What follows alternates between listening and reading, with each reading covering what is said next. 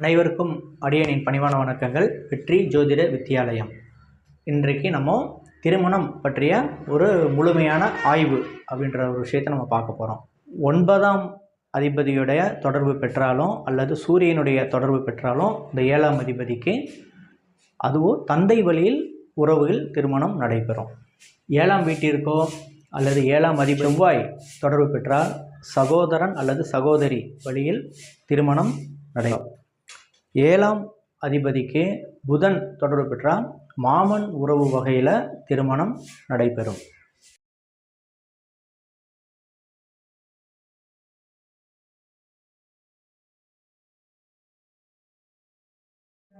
இந்த லக்னாதிபதி சனி இல்லையா, சனியும் 10ஆம் அதிபதி இந்த செவ்வாய், லக்னாதிபதியும் 10ஆம் அதிபதியும் இணைந்து 10லேயே அமர்ந்திருந்தாங்கன்னா அவங்களுக்கு தன்னுடன் வேலை பார்க்கக்கூடிய பெண் தான் மனைவியா அல்லது கணவராவோ அமைவாங்க.